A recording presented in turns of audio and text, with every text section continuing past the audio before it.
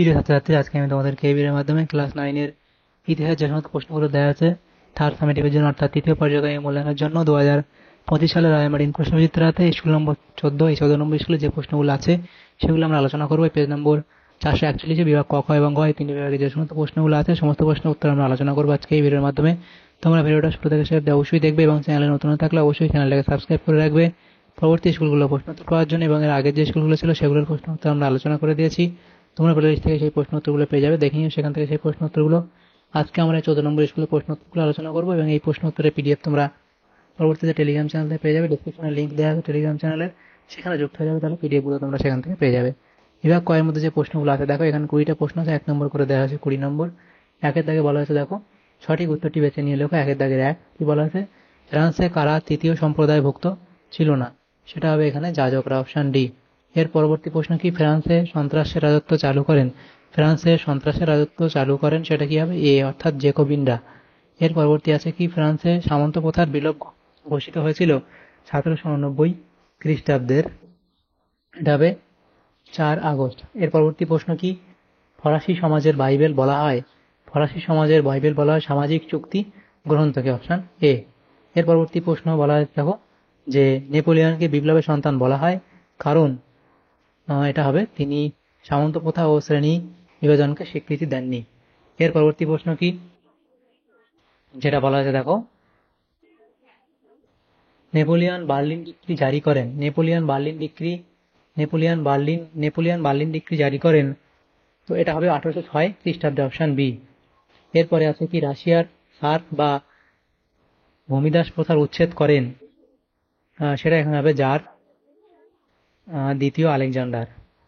এর পরবর্তী প্রশ্ন কি, এমস টেলিগ্রাম কথাটির সঙ্গে সম্পর্কিত নামটি হলো, এটা হবে বেনে দ্বিতীয়, অপশন এ। এর পরবর্তী প্রশ্ন, কোন বছর ফ্রান্সে দ্বিতীয়বার প্রজাতন্ত্র ঘোষিত হয়? সেটা এখানে হবে 1848 অর্থাৎ অপশন ডি।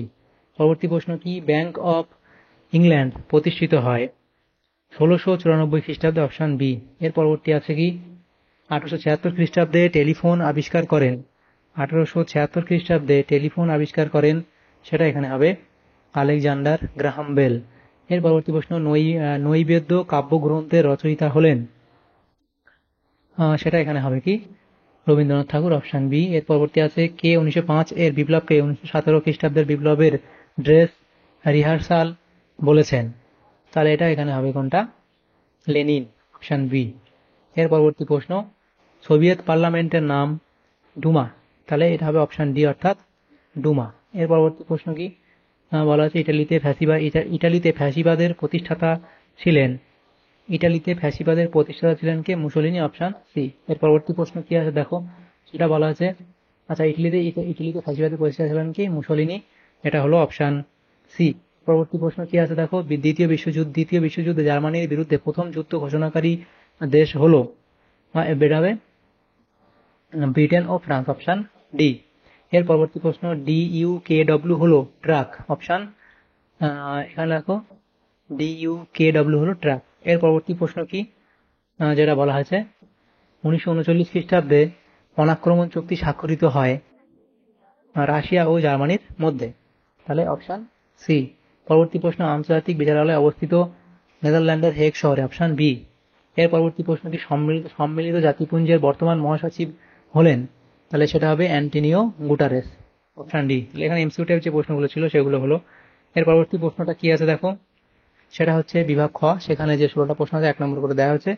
2 এর দাগের প্রশ্ন, প্রথম প্রশ্ন উপবিভাগ এ, একটি বাক্য উত্তর দাও। প্রথম প্রশ্ন, কোন রাজনৈতিক দল রাজার মৃত্যুদণ্ডের পক্ষে ছিল না? তাহলে সেটা হবে এটা হবে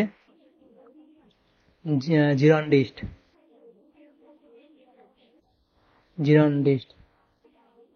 পরবর্তী প্রশ্ন কি, সোনাস লুইয়ের পর ফ্রান্সের রাজা কে হন? তো এটা দেখো, এই প্রশ্ন তোমরা একবার দেখে নিও তোমাদের ক্লাসিয়ার থেকে। সোনাস লুইয়ের মৃত্যুদণ্ডের পর আর কোনো রাজা হননি, ঠিক আছে? তা এটা তোমাদের উত্তর হবে, তো এটা একবার তাও চেক করে নিও। পরবর্তী প্রশ্ন, ফ্রান্সে প্রথম রেলপথ কবে চালু হয়? এটা হবে 1828 খ্রিস্টাব্দে। এরপরে আছে কবে রাষ্ট্রসংঘ প্রতিষ্ঠিত হয়? সেটা হবে 1945 খ্রিস্টাব্দের 24 অক্টোবর। 1945 খ্রিস্টাব্দের 24 অক্টোবর। পরবর্তী প্রশ্ন, সত্য মিথ্যা নির্ণয় করে। প্রথম প্রশ্ন, সংবিধান সভা 1991 খ্রিস্টাব্দে নতুন ফরাসি সংবিধান গ্রহণ করেছিল, এটা সত্য। পরবর্তী প্রশ্ন, নেপোলিয়ন ছিলেন আধুনিক জার্মান জাতীয়তাবাদের স্রষ্টা, এটা এখানে ভুল বলা আছে। পরবর্তী প্রশ্ন, একমাত্র ইংল্যান্ড আফ্রিকা বাঁটোয়ারায় অংশগ্রহণ করেছিল, এটা ভুল বলা হয়েছে। পরবর্তী প্রশ্ন, যার দ্বিতীয় নিকোলাস ছিলেন রাশিয়ার শেষ জার, এটাও ঠিক বলা আছে। তাহলে দেখো প্রথমটা ঠিক, দ্বিতীয় দুটো ভুল, তারপরে 3-4 নম্বরটা সত্য। পরবর্তী প্রশ্ন কি, এখানে বিভাগ, এখানে ক স্তম্ভের সঙ্গে খ স্তম্ভ মেলাতে বলা হয়েছে। টিলসিটের সন্ধি, তাহলে টিলসিটের সন্ধি এখানে তোমাদের হবে 1807 খ্রিস্টাব্দে। এর পরবর্তী প্রশ্ন, গ্যাস্টিনের সন্ধি, সেটা হবে 1865 খ্রিস্টাব্দে।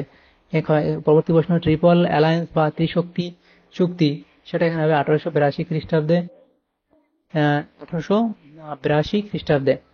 এর পরবর্তী প্রশ্ন, নিউলির চুক্তি, সেটা এখানে হবে 1919 খ্রিস্টাব্দে। পরবর্তী প্রশ্ন, উপবিভাগ ডি, সেটা ম্যাপ পয়েন্টিং আমরা করবো না, চলে যাবে পরবর্তীতে উপবিভাগ ই। উপবিভাগ ইতে বলা হয়, নিম্নলিখিত বিবৃতিগুলির সঙ্গে সঠিক ব্যাখ্যাটি নির্বাচন করা। প্রথম বিবৃতি, লুই ফিলিপকে নাগরিক রাজা বলা হয় কারণ, এখানে তোমাদের ব্যাখ্যা, এটা সঠিক হবে, তিনি জনগণের ইচ্ছানুসারে ফ্রান্সের সিংহাসনে বসেন। পরবর্তী প্রশ্ন, বিবৃতি 2, স্পেনের গৃহযুদ্ধকে দ্বিতীয় বিশ্বযুদ্ধের মহড়া বলা হয় কারণ, এখানেও তোমাদের ব্যাখ্যা সিটা সঠিক উত্তর হবে, যে এই যুদ্ধের মধ্য দিয়ে হিটলার তার অস্ত্র ও সামরিক বাহিনীর ক্ষমতা যাচাই করে নিয়েছিলেন। পরবর্তী প্রশ্ন 3, বিবৃতি 3 বলা হচ্ছে ফ্যাসিস্ট শক্তিগুলির সাহস দ্বিগুণ হয়, তো এখানে তোমাদের ব্যাখ্যা 3টা সঠিক, সি হবে সঠিক, ইংল্যান্ড ও ফ্রান্স হিটলারের প্রতি তোষণ নীতি গ্রহণ করলে। এর পরবর্তী প্রশ্ন কি, 4 নম্বর বিবৃতি, মার্কিন যুক্তরাষ্ট্র জাতিসংঘের সদস্য হয়নি কারণ কি? অপশন এ, এখানে সঠিক হবে, মার্কিন সিনেট জাতিসংঘে যোগদানের অনুমতি দেননি। তারপরে বিভাগ গ, সেখানে আমাদের 11টা প্রশ্ন, 2 নম্বর করে 22 নম্বর দেওয়া হয়েছে, 3 দাগের প্রশ্ন। এখানে টোটাল আমাদের 14টা প্রশ্ন আছে, আমরা 14টা প্রশ্ন উত্তর আলোচনা করব। প্রথম প্রশ্ন কি, ফিজিওক্রাটস কারা ছিলেন? তাহলে ফরাসি বিপ্লবের পূর্বে ফ্রান্সে এক শ্রেণীর অর্থনীতিবিদের আবির্ভাব হয় যারা অবাধ বাণিজ্য ও বেসরকারি শিল্প প্রতিষ্ঠার পক্ষপাতী ছিলেন, তাদের ফিজিওক্রাটস বলা হয়। এই মতবাদের প্রবক্তা হলেন কুয়েসনে, অ্যাডাম স্মিথ প্রমুখ। এই অর্থনীতিবিদরা ব্যবসা বাণিজ্যের ক্ষেত্রে ব্যক্তিগত উদ্যোগকে স্বাগত জানিয়ে রাষ্ট্রীয় হস্তক্ষেপ ও নিয়ন্ত্রণের বিরোধিতা করেন। পরবর্তী প্রশ্ন, কাদের নিয়ে ফরাসি জনতা গঠিত ছিল? এটা লিখবে। তৃতীয় শক্তিজোট কবে কাদের মধ্যে সম্পন্ন হয়? তৃতীয় বর্ষের সংবিধান কি? ফেব্রুয়ারি বিপ্লবের গুরুত্ব, হলে ফেব্রুয়ারি বিপ্লবের গুরুত্ব এই অবধি লিখবে। ক্রিমিয়ার যুদ্ধের ফলাফল কি হয়েছিল? সেটা লিখবে, এই ফলাফলগুলো লিখবে। পরবর্তী প্রশ্ন, কবে কেন চীন টিএনসিনের সন্ধি স্বাক্ষর করে? সেটা কবে হয়েছিল এবং কেন হয়েছিল লিখবে। পরবর্তী প্রশ্ন, সেরাজেভ হত্যাকাণ্ডের গুরুত্ব কি? এর পরবর্তী আছে রসিকরণ নীতি কি? কবে কাদের মধ্যে সেভারের সন্ধি স্বাক্ষরিত হয়? কবে কেন রুশ জার্মান আক্রমণ চুক্তি গড়ে ওঠে? কবে এবং কেন, এবং স্যার এগুলো লিখবে। ক্যাশ অ্যান্ড ক্যারি নীতি কি? এর পরবর্তী আছে রাষ্ট্রসংঘের প্রতিষ্ঠায় আটলান্টিক সংঘের কি ভূমিকা ছিল? এরপরে সম্মিলিত জাতিপুঞ্জের 2টি মৌলিক নীতি লেখো, তাহলে এগুলো লিখবে। তাহলে আমাদের এখানে বিভাগ ক, খ এবং গ এর মধ্যে যে প্রশ্নগুলো ছিল, এই 3টে বিভাগের সমস্ত প্রশ্নের উত্তর আমরা আলোচনা করলাম আজকে এই ভিডিওর মাধ্যমে। ক্লাস 9 এর ইতিহাস যে প্রশ্নগুলো ছিল থার্ড সামেটিভের জন্য 14 নম্বর স্কুলের, সেগুলো বিভাগ ক, খ এবং গ এর মধ্যে এই 3টে বিভাগের সমস্ত প্রশ্নের উত্তর আমরা আলোচনা করলাম আজকে এই ভিডিওর মাধ্যমে, ম্যাপ পয়েন্টিং বাদ দিয়ে বাকি সমস্তগুলোর। তোমাদের যদি সামান্যতম উপকার এসে থাকে ভিডিওটা, অবশ্যই এটা লাইক করবে এবং বেশি বেশি করে বন্ধুদের সাথে শেয়ার করবে। আর পরবর্তী স্কুলগুলো প্রশ্ন উত্তর পাওয়ার জন্য অবশ্যই তোমরা আমাদের চ্যানেলটাকে সাবস্ক্রাইব করে রাখবে। Thanks for watching.